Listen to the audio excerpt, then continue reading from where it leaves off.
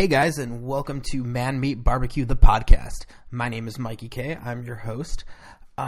This is episode 5 for us, which I am super stoked about. We got to sit down and talk with Bobby from Scrub My Grill, which is pretty cool. You're going to have to check it out. It's scrubmygrill.com. All of the show notes are in our blog at manmeatbarbecue.com. Once again, we'd like to, before we get into this interview, we'd like to invite everyone to talk to us. If you are a grill lover, if you are a barbecue lover, please, if you want to be on the show, shoot us an email. It's manmeatbarbecue or manmeatsbarbecue@gmail.com. Manmeats with an S, bbq@gmail.com. Send us an email. We'd love to chat with you. We'd love to have you on the show. We think it'd be great. If you are a restaurant owner or you cook barbecue and you want us to review it, please send us an email. If you have a product and you want us to review it and you want us to do a Man Meat Barbecue review on it, hit us up. We'll do it. We love it. We got a bunch of stuff coming out and a bunch of stuff coming down the pipeline. We'll be talking a little bit more about Eggfest as it comes closer to us. The Eggfest that we're doing is in July. We will also be participating in a rib battle in August, I believe it is. I'm not quite sure on the date yet, but as we know, you'll know. So, yeah, thank you so much, guys. And here is our interview with Bobby from scrubmygrill.com.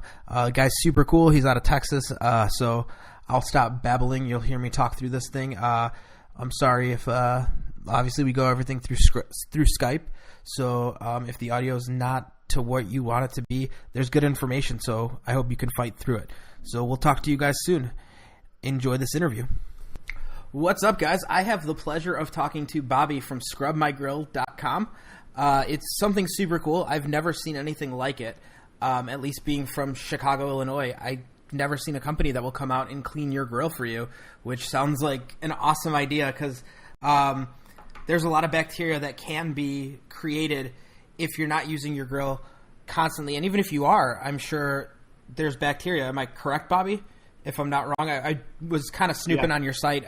If you guys go to it, it's scrubmygrill.com. Super, super easy site to navigate. It's just kind of a scroll down site. It's very interactive, very colorful, very pleasing to the eye. It's just a very nice site. So if you are listening to this podcast, obviously this will be in the show notes and all that kind of fun stuff. But check out scrubmygrill.com. If you're in his area, give him a call and have him clean your grill because that's what he does.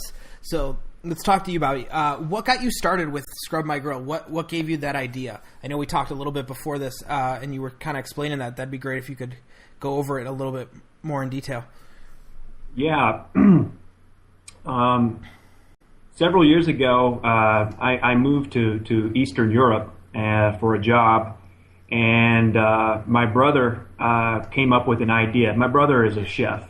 He's a culinary chef, and he came up with an idea. I came up with an idea. I guess we came up with it together to open up a restaurant, and we did it, and it was American food. We did, barbecue, burgers, those types of things, and they loved it.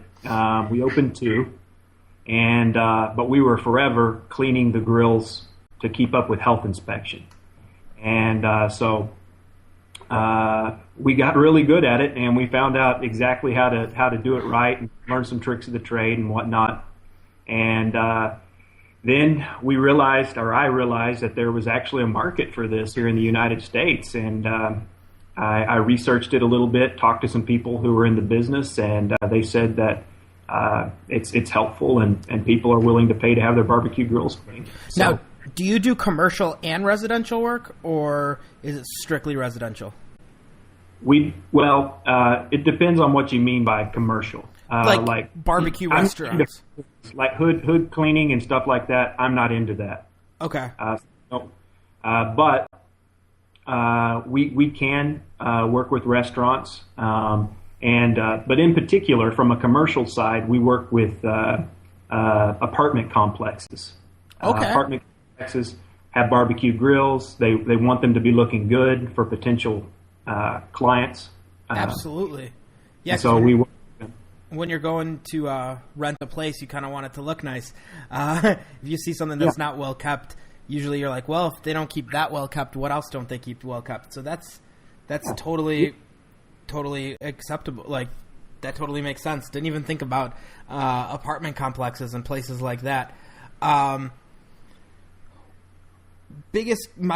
huge question right now is, obviously we talked earlier and you said that you do more propane and then you do some smokers, right? But charcoal people aren't really your main market yet, or you're still kind of going out for them, or what's the... It so happens that lots of people have gas grills here in the Houston area, I guess. I don't know. Okay. And that's just been the main people who's used me. Okay, and now... and would you... I can clean any type of grill. It's not difficult. Not you can refurbish and clean any kind of grill, because I know they do refurbishing. So if your grill's looking rough, give them a call. Some of the before and after pictures are just ridiculous. They're spectacular. Give them a call. They'll do wonders. Now, my question is this a yearly thing? Should your customers be calling you, like, say they're only a summertime griller? Would you say, give me a call early spring so you can clean their stuff out and then they're ready to go for the season? Or how often should somebody be calling Scrub My Grill? It depends on the person. It depends on what they think about cleanliness, aesthetics, and also the condition of their grill. Because if you don't clean your grill for a long time, with some types of grills, there's going to be problems with your grill, so it's going to stop working properly with some type of grill. So sometimes it's a matter of they call us to get it working again and to get it cleaned up and get some parts replaced and get it like new. And if that's the case, you might only call us once every 3 years. Okay. But I'd hope that someone would do an annual deep clean. That's what I recommend, is an annual deep clean, and then clean it yourself, throughout. Yeah. But get it cleaned out once a year. That sounds great. That's what I would imagine people were doing, but I'm sure you know more about that than I do, and you deal with more of it than clearly I do. What's the worst cooker you've ever seen? Like, in the sense of dirtiness, like, have you ever walked into somewhere and been like, oh God, how are you cooking on that? And then were you able to fix it, or was it just too far gone?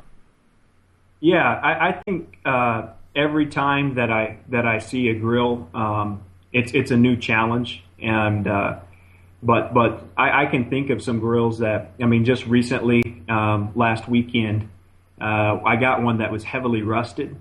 Because it had been out in the weather. They hadn't put a cover over it, and it just rusted out.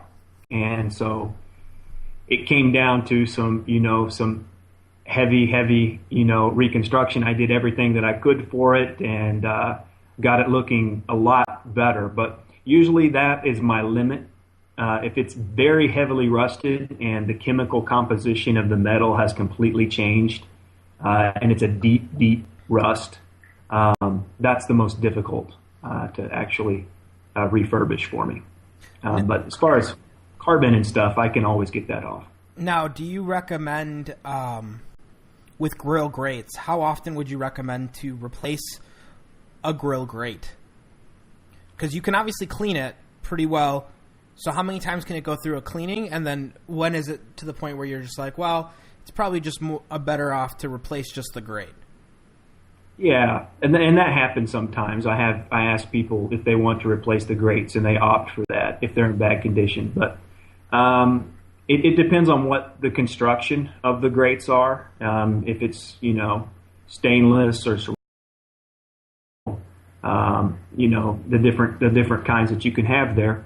And but with stainless steel, which is what maybe the most popular in terms of what I run into.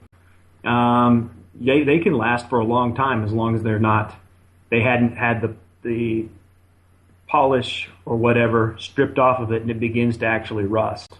It's stainless steel, but it can rust.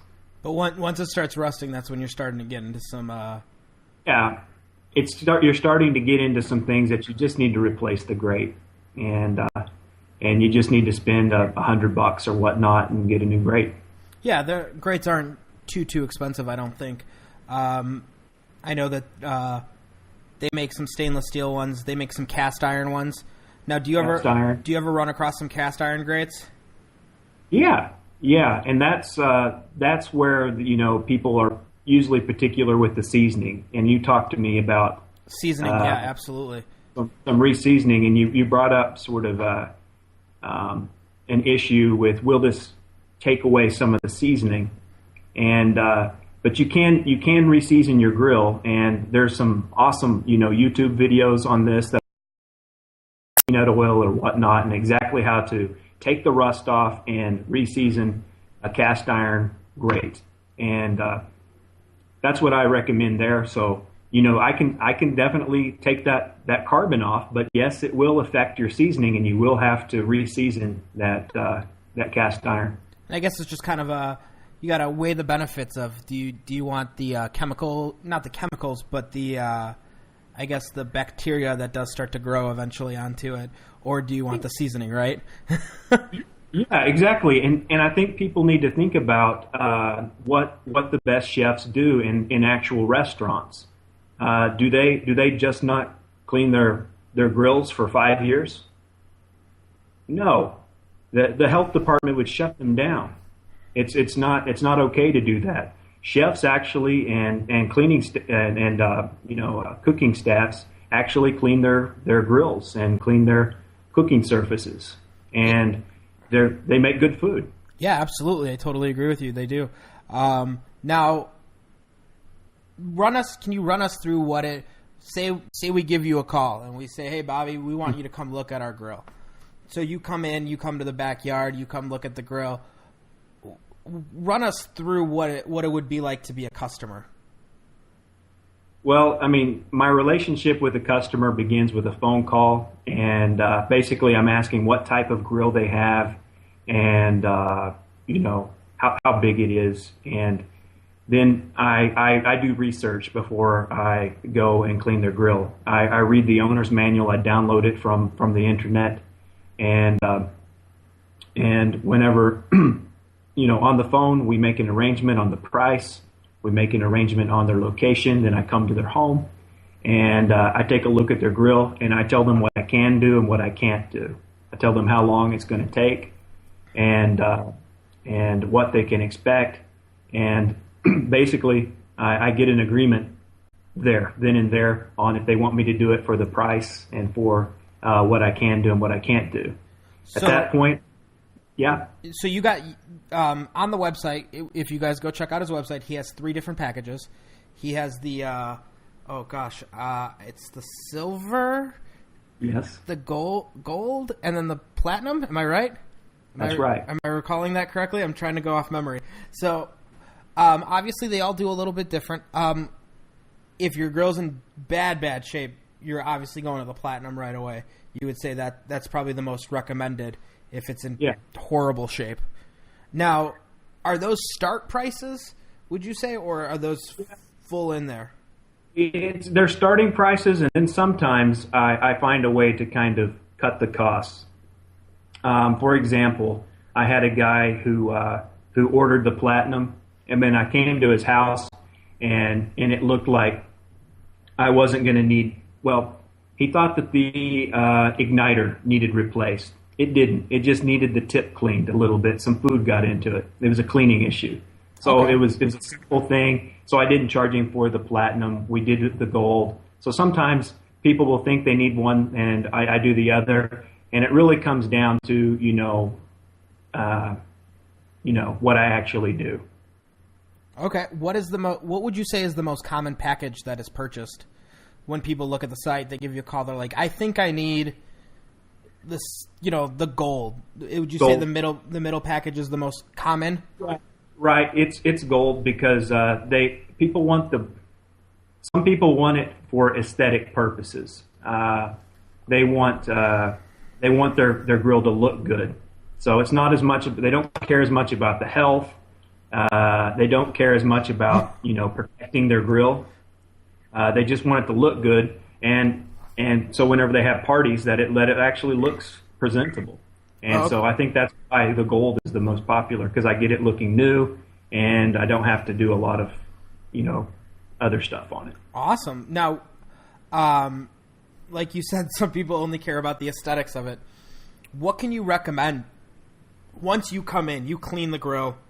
Right. What are some, preventative maintenance products?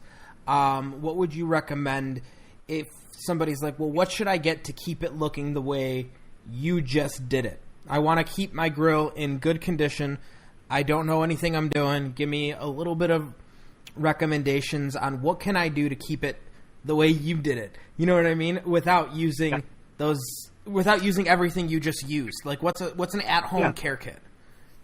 Yeah, an at-home care kit. I mean, first of all, you need to, after you're done grilling, you need to give it a good, while the grates are still warm, give it a good scrub down with some not the strongest steel, but something like brass, brush or something like that, and get that food off of there, and to prevent the rusting and so forth. Put a cover over your grill if it's outside.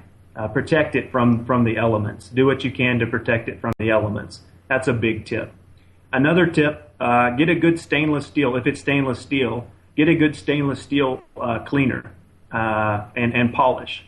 Like, for example, at like Home Depot or Lowe's, you can get something like Zepp stainless steel cleaner, which makes it look really, really good. I like that. And if you want to, from time to time, get a shop vac and get underneath the grates and the burners and so forth, and vacuum some of that stuff out. Get a wet dry vac and take care of that. Those are some in general, tips there. Awesome. Yeah, no, that sounds great. Especially the shop vac thing. Getting those out there. I'm sure that a lot of people don't think about the food that does drop in there, and the flare-ups that can cause. It can happen. It's a legitimate fire hazard. I talked to a lady whose daughter is she's in charge of communicating this message to people. So she tries to get this message out as much as they can. That you can have a legitimate grill fire and have a real problem on your hands. You can hurt yourself with excess grease. Especially if with a lot of grease. I mean, if grease ignites, it's very difficult to put out a grease fire. So if you guys are out there and you're not cooking on charcoal and you're cooking with gas, and that's pretty much mainly what we're talking about today is cooking with gas. The grease flare-ups can be insane, especially if it's not clean down there and that ignites. I mean, that's probably one of the hardest things to put out. And then a propane tank is basically a bomb that's just sitting there. It is. If it ignites, you're you're putting yourself and all your friends at risk. So keeping your grill nice and clean it's important, not only from the bacteria aspect, but it's also important from the safety aspect, I guess. Yeah. And Dawn dish soap, for example, you can use some of the tried and true methods for cutting grease and so forth. If you want to get that drip tray cleaned, you can even put it in the dishwasher.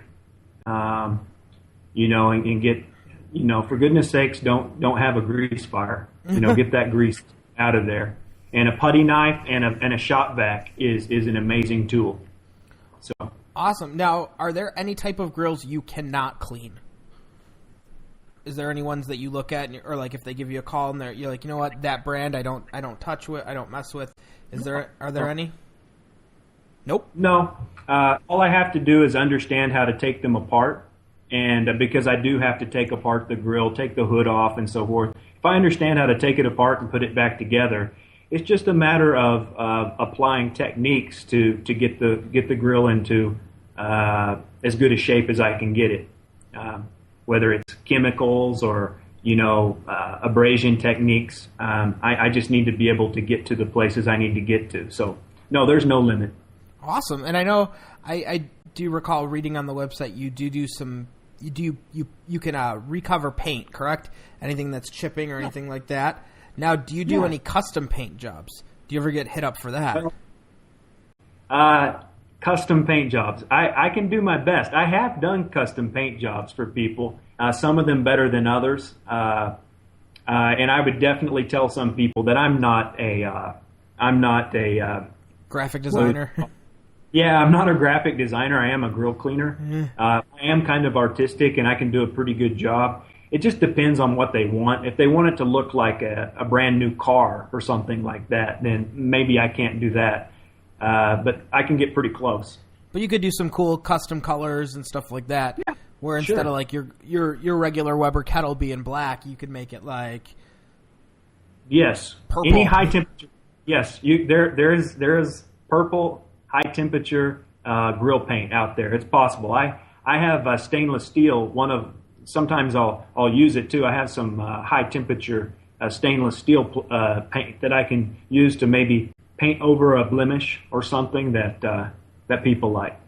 Oh, that sounds awesome. I just think it would be really cool to sometimes be able to kind of almost like hot rod and customize your grill, especially if you're somebody that buys your grill. You know, either you bought it at Home Depot or you bought it at a pool store, a grilling store, something like that.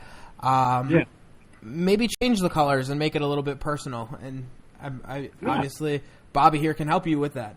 So that sounds super cool. Obviously, you cook barbecue because you wouldn't be into grills if you didn't cook barbecue. So, what kind of cookers do you have at home? Well, I have a RCS 36-inch gas. Awesome. So, do you only cook with gas? Do you do any smoking? Do you do anything like that? Yeah, I do. I'm kind of in a suburb place right now, and I don't have my smokers. They're up in Oklahoma right now. But whenever I'm up in Oklahoma, I'll do that. Awesome. What's your favorite barbecue food? My favorite barbecue food, I would have to go with the ribs. Baby back or spare? Baby back. Awesome. Now, are you a sauce kind of guy, or do you like them dry? Oh, I'm a sauce kind of guy. You're a sauce kind of guy. Awesome. What's your favorite barbecue sauce? Let's see. Now you've got me. Let's see. What's my favorite type of sauce? There's a sauce that I'm going to say this, and it's not going to be cool, I know. But there's a sauce that my dad uses called Head and Country that I really like. Okay. Definitely never heard of that one, but I mean... You haven't heard of Head and Country? Well, I'll have to send you a bottle. Let you try. I don't believe we have it up here in Chicago. We have a small limit of barbecue sauces that we do get up here. We're not like Texas, where you guys get a lot of barbecue stuff. You know. So what's your favorite barbecue restaurant down there in Texas?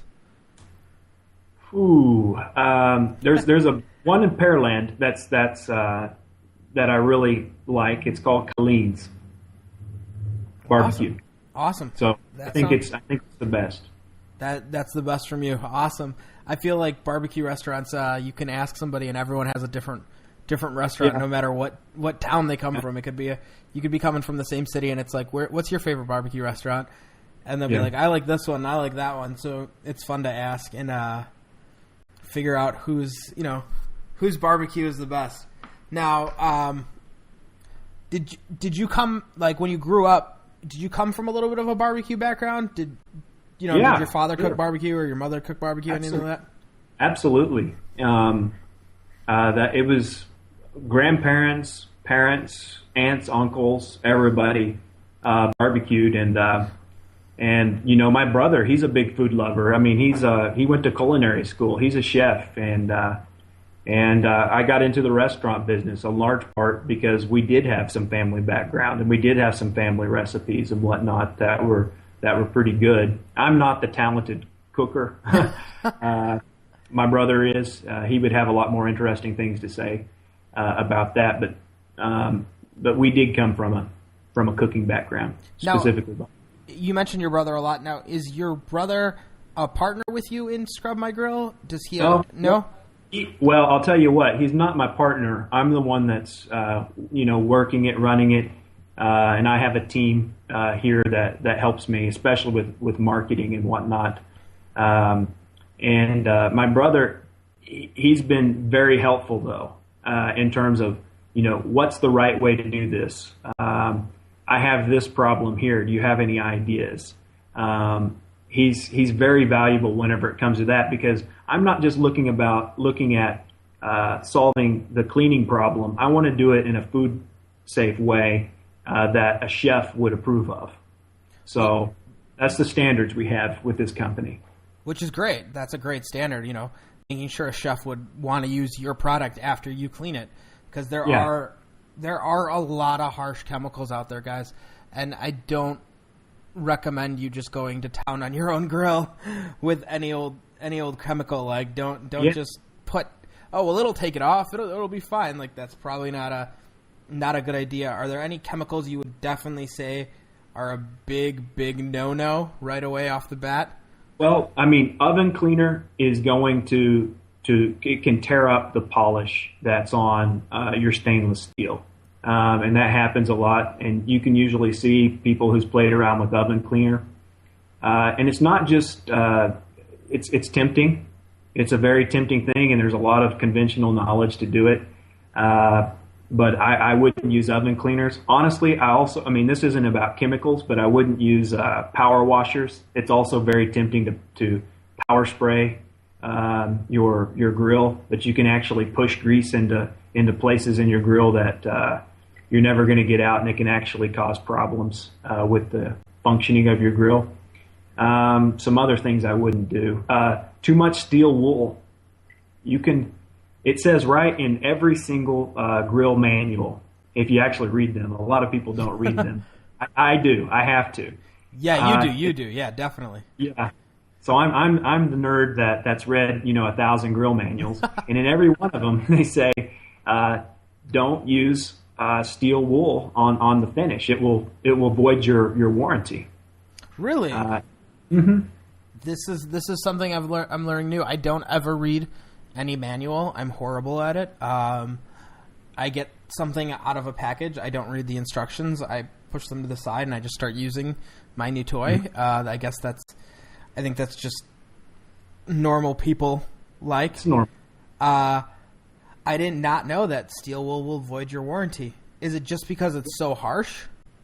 Well, it's this protective coating. My understanding is that there's a protective coating on, for example, stainless steel, and it will take it off, and that will make it, susceptible to these big bad rust problems. I have, it's not just putting your grill out in the elements. It can be the way that you clean it that causes these really problems where you'd have to replace the parts, and they're not going to pay for the replacement, and they know what causes it, and the suspect is steel wool. People clean it with steel wool or just these steel scrubbers, and before long they have these bad grates or bad metal inside of there. And so I would stay away from that. There are some barbecue stores that will actually sell steel wool to you. So be careful. Obviously, don't fall into it'll be easier with steel wool, because as much as it sounds like it might be. A barbecue store is selling grates.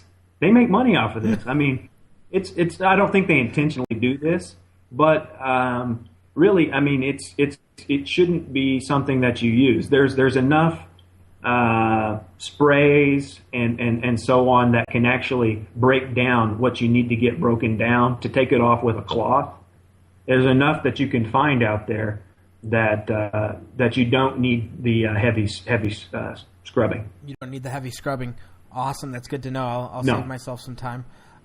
With the Big Green Egg, I know that if it starts to get a little bit discolored on the outside, they recommend just warm water and a towel and some elbow grease. Just go to town on it. Mm-hmm. Usually they say that helps. Now, have you come across any ceramic cookers to clean? Has anyone ever called you with one of those? Yeah. And what goes into that?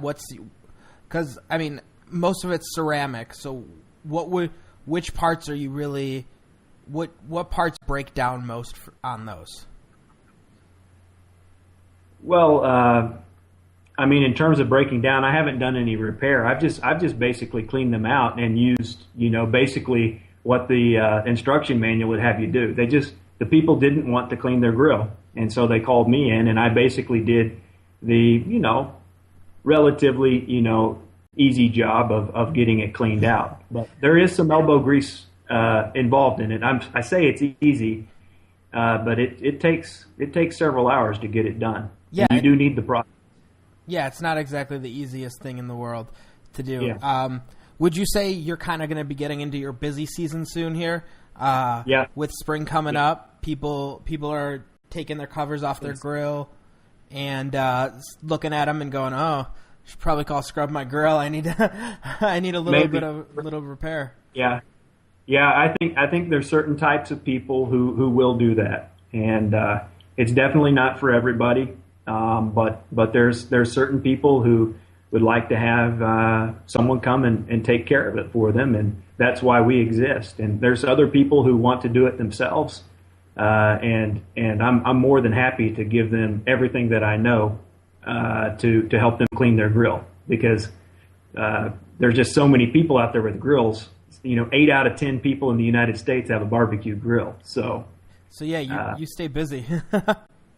Yeah, there's enough people that don't want to do it and don't have the time to mess with it. Now, obviously, going into the summer, and barbecue is more common in the summer. Do you find yourself that you kind of business gets a little slow in the winter? Do you still have? Yeah. Do you still get that steady work coming in? No. It's definitely seasonal. It's definitely cyclical, and it's just there's some people, but there's all kinds of different personalities of people. Some people plan. Some they might be some people grill year round. Yeah, that's what we do. Some people grill year round, so the weather, the elements don't bother them. They might be from Siberia and they immigrated to the United States and they like the cold. It's there's so many different kinds of people, and if you have 10 million people in the general Houston metropolitan area, or any metropolitan area, there's so many different kinds of people. Yeah, absolutely. People wanting to get their grill clean, but obviously during the summertime, that's whenever it gets hot and heavy. And I did notice on the website you do clean ovens. You clean residential ovens too. Now, you said something about oven cleaner. Would you not recommend that for ovens either?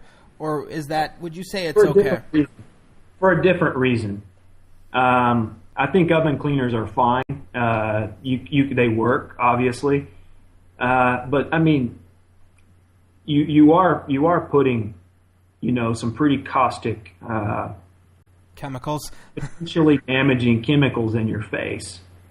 And there are some ways to kind of do it in a non-caustic way that's going to be just as good. And I would recommend to people that's doing it for themselves to explore some non-caustic ways. And there's some, you can look around on the internet, or you can email me and I'll give you some ways to do it.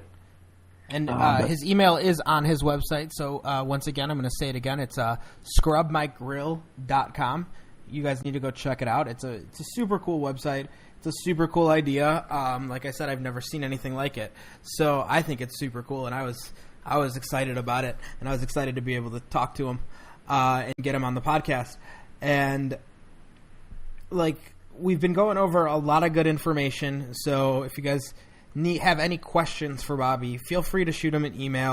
If you're in his area, get your grill cleaned by him, because it's a good idea. I mean, why not make your grill look beautiful for the up-and-coming barbecue season of 2015? And I think it's a great thing what you're doing, because there's too many barbecue grills that I've seen that are just decrepit and they're falling apart, and people don't take care of them. Yeah, and to talk there, it makes financial sense. I'll just use an example from last week. I cleaned a guy's barbecue grill. It would have cost $1,500 total to replace. But with cleaning, we did have to replace his grates. But after we had replaced his grates and did a thorough clean and got it looking almost like new, it cost him around $500. So he saved $1,000. He didn't have to replace it. And so it makes financial sense. And you know that it's working well. Everything's inspected, and you have confidence that it's working well, it's clean. And if you don't clean it, it really can get so bad that you just have to throw it in the junk. Yeah, and that's something you really don't want to do. You want your grill to last you a couple years. In some of our, further away or podcasts that we've had in the past that we've talked about, when you're investing in a grill, don't look at it as, I'll have it for 2 years. Look at it as this is a cooker that you're going to use and you're going to have for more than just a year or two. And especially with Bobby's help, I mean, it sounds like you could have your gas grill for quite a while. What would you say is what is the life expectancy of a good gas grill? Okay, an example from maybe 3 weeks ago. A guy had me come, and he had a big giant grill with lots of side cookers and refrigerators and everything. It was kind of an island thing. An outdoor kitchen. There you go. Outdoor kitchen, exactly. And he had it for 5 years, and I worked on it, for 4 or 5 hours or something like that. And it's as good as new. I would think that it could last for 4 or 5 more years. So there's 10. It's possible if it's good construction. It depends on how much you spend on your grill too, because there's some cheaper grills you can get that's probably going to break down and decompose faster. Of course, it's just kind of like anything. The money you invest in it is the money you're going to get out of it. I'm a firm believer in if you buy super cheap, it's probably not going to last very long. Yeah. So I'm a firm believer in that. We definitely want to thank you for coming on the show. We think it's awesome what you're doing. And guys, check them out. You're on Instagram. You're on Facebook. Are you on Twitter? Yeah, we have a Twitter account. Okay. We have pretty much everything. LinkedIn. He's on every social media, so if you're on a social media, go find him. Go see some of his pictures, especially on Instagram. That's what really caught my eye is on Instagram, he has some super cool before and after pictures that will just blow your mind. Some of the cookers that he's redone, you just look at and you go, well, I probably wouldn't have even cooked on that. Just looking at it and going, oh my God, he brought it back to life. It's a working cooker again. So I think it's great. I believe there was one. It's a black cooker. It's a smaller one.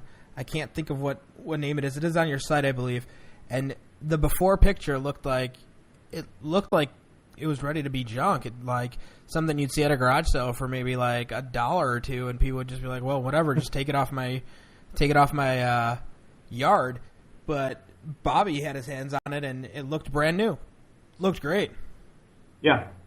So, thank you so much for coming on the show. Once again, we had a great time. So, keep doing what you're doing, and if we're ever in your area, we'll stop by and say hello. Oh, definitely. And if we're in the Chicago area, we're coming. My wife and I we'll cook out with you or something. Awesome. Come on up. We'll cook you some good. We'll cook you some Chicago barbecue, which I do a lot of Texas style. I do a lot of salt and pepper. I don't overthink barbecue. I think too many people do. They're like, I'm going to do this. I'm going to put this in my row. I'm going to do this. I'm going to do this. And I think that's just a little too harsh. So I definitely don't want to overthink my barbecue. I think barbecue should be simple. It should be made with love. So thank you so much. And everyone go check out scrubmygrill.com. Once again, we'll say that. And give Bobby a shout if you're in the area. Before we go, how far do you travel? What's the radius? I'm in Pearland. It's in the southern part of Houston, and I go a lot to the Woodlands and Spring, which is way up in the north. So it's an hour or so away, and Galveston's about an hour away. So it doesn't matter. If it was an extremely long away, we might want to need to talk about some gas mileage and so forth. But if it's within an hour and a half away, I'll go up and do it. So kind of like the greater area, kind of all the suburbs almost. Yeah, if you're within an hour and a half of downtown Houston, I can come get you. Awesome. Well, that sounds great. So all of our listeners from Texas, if we have any, we may be getting some, hopefully. But as the podcast grows, obviously more people will be listening to it, more people will be downloading it.